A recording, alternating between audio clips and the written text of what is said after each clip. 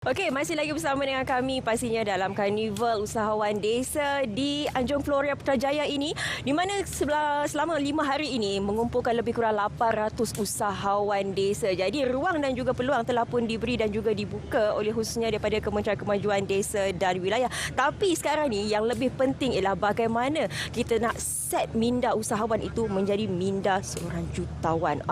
Ini yang akan kita bincangkan bersama dengan tetamu yang tidak asing lagi di sebelah saya, Dr. Azurada Syahadan, pakar kepimpinan diri, keluarga dan organisasi. Assalamualaikum Dr. Azur. Waalaikumsalam Syafiqah. Apa khabar hari ini? Sihat walafiat. Kalau kita lihat ya Dr. Azur, hari ini begitu ramai usahawan yang terlibat dalam KUD at Floria ini. Betul. Tapi itulah, mungkin ada usahawan di luar sana yang cari-cari lagi arah tuju mereka. Mungkin mindset mereka masih lagi tidak betul.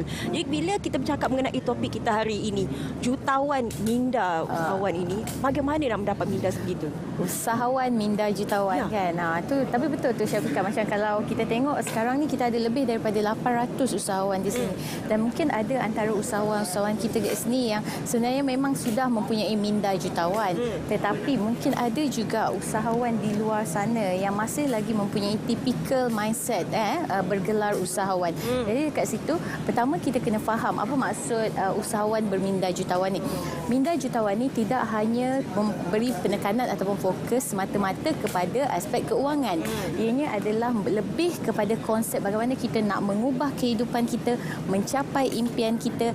Sebenarnya konsep minda usahawan berminda jutawan ini diketengahkan oleh Thomas Stanley pada tahun 1996 kalau tak salah saya, dalam bukunya, di mana dia membuat kajian bagaimana habit dan cara fikir orang-orang yang berjaya, orang-orang yang sukses ni. Dia mungkin dari segi perniagaan, ke situ dia jumpalah satu pola pemikiran.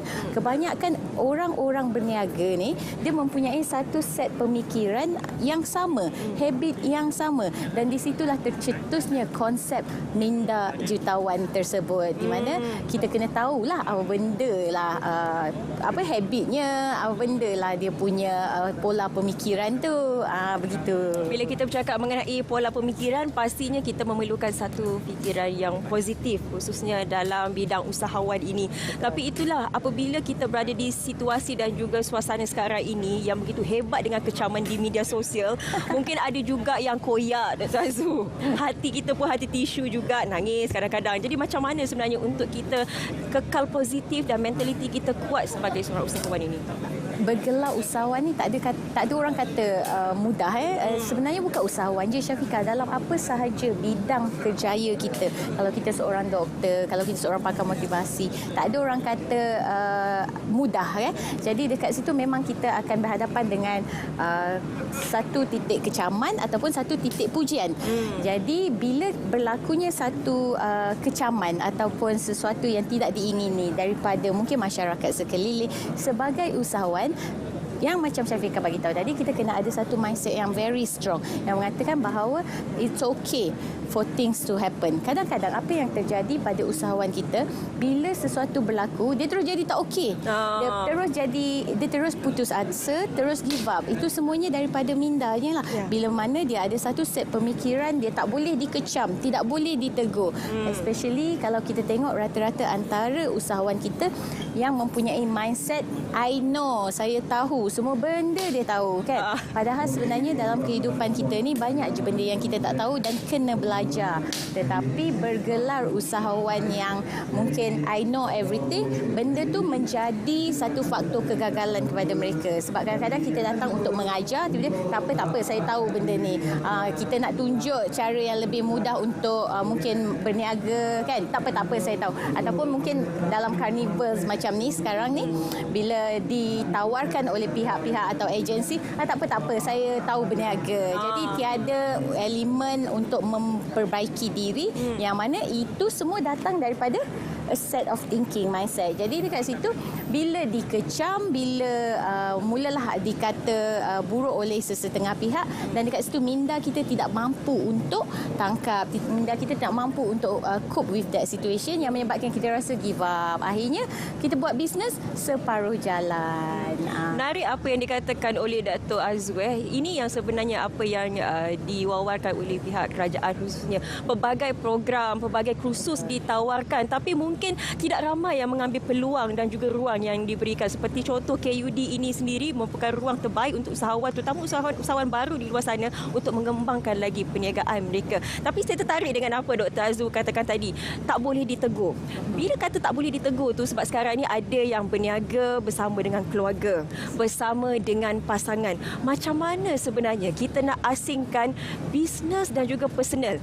Business is business, nothing personal. Sebab kita risau nanti dekat pejabat Dr. Azul, kita tegur balik rumah merajuk, muncung tak nak masak. Macam mana? Sebab itulah dalam konsep minda jutawan ni Syafiqah, sebenarnya untuk berniaga, bila kita kata kita kena asing antara personal dan profesional tadi, perkara pertama yang kita kena ada dalam minda kita adalah awareness ataupun kesedaran. Kita kena ada kesedaran bahawa terdapat dua konsep berbeza antara berniaga profesional dan being personal. Dan bila kita ada kesedaran tersebut, makanya kesedaran tu tidak hanya pada diri kita, kita kena terapkan juga dekat individu di dalam organisasi kita. Tak kisahlah siapa dalam organisasi kita tu, kakak kita ke, adik kita ke, layanannya harus sama rata. Bila mana when it comes to the business. So macam mana nak layan sama rata, mungkin macam Syafiqah kakak saya, Syafiqah mungkin akan terasa, tapi dekat situlah kita terapkan satu konsep minda jutawan yang kita panggil sebagai awareness, kesedaran awal kan. Start with the awareness, dari situ baru kakak akan sedar di dalam organisasi, yes, business is business, tiada pilih kasih kan. Tapi di luar organisasi kita adalah keluarga. Jadi kebanyakan usahawan kita konsep awareness tu tak ada, dia main sapu je orang kata dekat luar kakak, kat dalam kakak. Lepas tu bila kakak terasa, kita pun macam mulalah untuk pleasing kakak kita, dan dekat situlah sebenarnya perniagaan kita makin lama mungkin mengalami sedikit krisis, dan kita tak tahu nak memperbaiki sebab ini kakak saya ni, saya kena ikut cakap dia kan. Jadi mulakan perniagaan whatever it is dengan satu konsep pola pemikiran yang orang kata apa, awareness, mempunyai awareness kesedaran bahawa terdapat perbezaan antara profesional dan being personal. Itu kalau bersama dengan pasangan ataupun keluarga.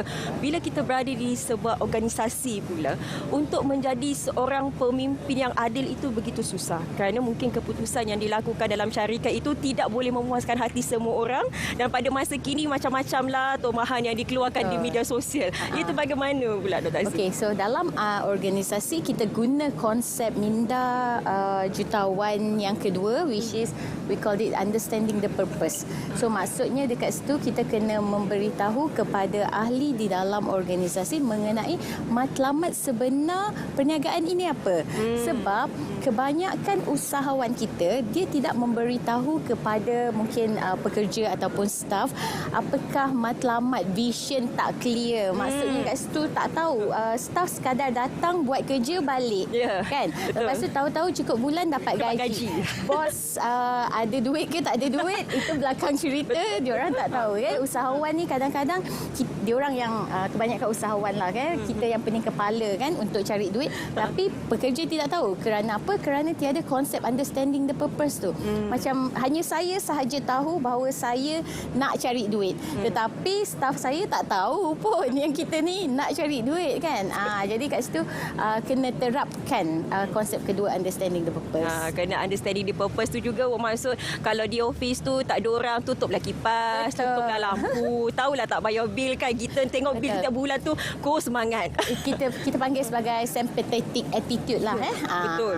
Okey, dalam perniagaan juga networking very powerful. Kalau kita semakin besar networking kita, semakin memudahkan sebenarnya kita dalam perniagaan ini.